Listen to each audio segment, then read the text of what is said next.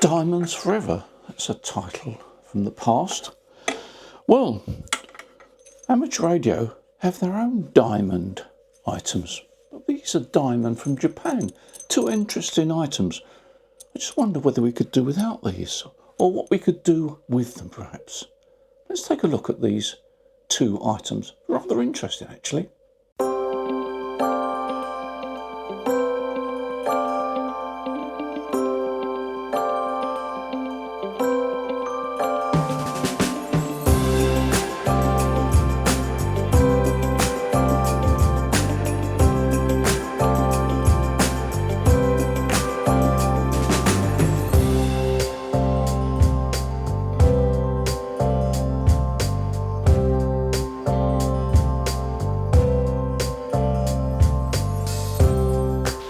Let's first of all look at the passive device, the dummy load. Why would you need a dummy load? Well, you need a dummy load if you want to carry out some tests on the transmitter without radiating power and causing interference. You might want to check what the power output is. You might want to adjust your mic gain or your compression, those sort of things. You need a dummy load. Now this dummy load from Diamond is rated at 15 watts. Now, I know what you're thinking. Well, 15 watts is not really that much, is it? Well, first of all, most of the transmission or the transmitter adjustments you want to make, you can make on low power, like mic gain, like compression, etc., etc. You might want to just listen to the audio in another receiver and see how it sounds. Again, you don't need to run high power, you can run 5 or 10 watts. But there are times when you may want to run more power. Well, the good news is that this dummy load will take 20 watts for 5 minutes.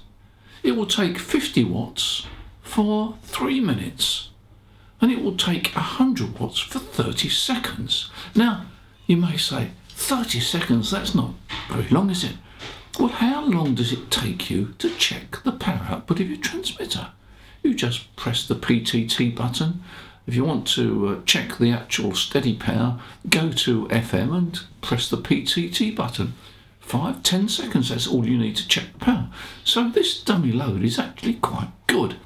If you've got the typical 100 watt transceiver, this dummy load is probably going to cater for all the measurements you're likely to make. And remember, it's more polite to actually do tests into a dummy load than it is to go into an antenna. So this dummy load is great for a 100 watt transceiver. Let's now have a look at the Diamond SX-200 VSWR power meter. And this is the setup we're going to use. I've got the IC705 there and the VSWR meter, the SX-200 there. Now I've set up the VSWR power meter. So this is set up to forward, this is set up to power, and this is set to 5 watts. I've set the IC705 to FM, so I'll get a continuous carrier, and I've set the power to 50%. Now the IC705 doesn't have a calibration in watts, so as it's a 10 watt transceiver, I've assumed that 50% is around about 5 watts. And if I now key the transceiver to get some power going through, it shows approximately 4.3 watts. If we go to reflective power, we get a 0 reading because there's no reflective power because of the dummy load. Now to measure VSWR, we push this switch down to calibrate, and we'll back this off a bit. Now, as I transmit the 5 watts, I rotate this sensitivity control until I get full scale there. And then to measure VSWR, we go down there. But of course, because we've got a dummy load, we've got 0 VSWR. Go back to cal, and we've got full scale. So you measure the VSWR on the scale on the meter there. So calibrate it, adjust it to full scale, and then go to VSWR, and as you'd expect, with the dummy load, we've got nothing. By the way, for these tests, I've got the Diamond dummy load plugged into the back of the VSWR meter. On the back of the meter, you've got a 12 volt socket there, and that's for illumination. It doesn't need 12 volts to actually make the meter work, but if you want illumination of the meter, then you plug a power supply in there, or plug a lead in there connected to a 12 volt power supply. Now this is going to be an interesting test. What I've done is I've turned the power down on the IC705. I've switched this to calibrate, and I want to see how much power I need in order to get full scale deflection on the meter for VSWR checking. So let's transmit now, and I'll increase the power, and we've just, that's about it. That's about full scale deflection on the VSWR setting. And if I turn that sensitivity control back, we go back in the meter reading. So basically I've got that set in there, full scale or maximum sensitivity. I've adjusted the power level on the 705 to give full scale deflection for VSWR reading. So let's now flip it up to power and see how much power we need to get full scale deflection. And there we are. It's well below half a watt. Below half a watt will give us full scale deflection for VSWR checking. So that means to say that if you've got a QRP transceiver and you want to check VSWR, even if you're only running half a watt, then this will measure VSWR because you get full scale deflection. And that's quite amazing. It really is a sensitive meter, and although it's handle up to 200 watts, it will also cope very well with QRP transceivers. Now, I saw on another retail video channel recently claims that VSWR meters aren't that accurate. Well, I'm not quite sure what VSWR meters they were referring to, but let me just show you a test that I carried out for the purpose of this video, comparing the accuracy of this diamond meter with my calibrated bird through line. So just take a look at this and then make your own mind up about how accurate some VSWR meters are. The first test is 20 watts. The SX-200 is almost spot on. Next, 50 watts. Can you tell the difference? And finally, 100 watts. So I think you'll have to agree that the SX-200 is indeed very accurate. Now let's check reflected power.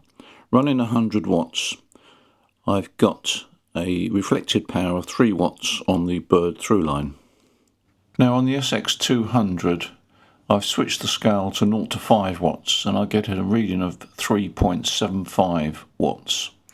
So slightly higher than bird, but pretty close. So I switched to my 40 metre dipole, which has got a higher VSWR. The bird through line shows a 28 watts reflected power, and the SX-200 shows 25 watts reflected power. So again, pretty close.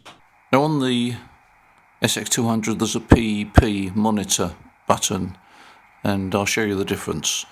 Hello test 1, 2, 3, 4, 5. This is with the button pressed for normal readings, and if I press the PEP button in, you'll see that you get a much more accurate reading on SSB. You don't actually read PEP, but you do get a better indication of average power. And if I take this off, you'll see the meter die down again.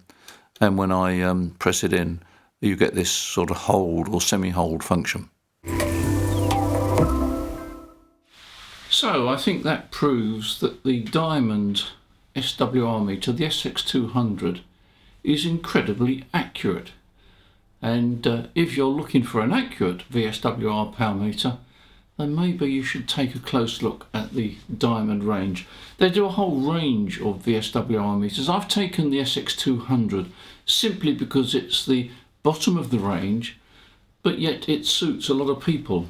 It covers all bands from 160 meters to 2 meters, up to 200 watts, We've seen that it's ultra sensitive if you want to measure a VSWR with a QRP rig. Even if you've only got half a watt, you'll get full scale deflection for measuring VSWR. And the low power range, the 5 watt range, is very it's expanded at the low end. So if you're measuring QRP power 1 or 2 watts, then again it's very easy to read the dial. So it's a very impressive meter. And the combination of the two items, well, there are many occasions when you really need a dummy load, and there are certainly many occasions when you certainly need a power meter and a VSWR meter. I like the configuration of the Diamond VSWR meter. It's been around for a long time. I haven't really changed it because it does the job. And when you compare it with the Bird Through Line, which costs much more than the SX-200, then it stands very good comparison with professional equipment such as the Bird Through Line. So I think that the SX-200 and the Diamond dummy load, which although it's only rated at 15 watts, you can use it at 100 watts. You do have to allow a cooling period afterwards. So if you're going to run 100 watts into it for 30 seconds, then you need to let it cool down for 2 or 3 minutes. But you know, are you really going to want to transmit 100 watts into a dummy load for 30 seconds? Probably not. And I tried it at 100 watts and no problem at all. You know, 5-10 seconds, you just detect that it's getting slightly warm. So it's a good item to have. So there we are, the pair, the SX-200 and the Diamond dummy load. A great pair to have in the shack. They last for years, they don't date, and I was certainly very impressed with the performance, and I think you might well be as well. In the meantime, thank you for support on this video channel. Don't forget to press the subscribe button. That simply alerts you to when there's a new video coming up. Thank you for your support at the shop and on the website and so forth. And whether you're buying new or second hand or buying accessories or top line rigs, we aim to give you a good service, and we aim to be there afterwards if you've got any problems or any questions. So there we are. In the meantime, you enjoy your ham radio, you take care, and as usual, I look forward to seeing you in the next video. Bye for now.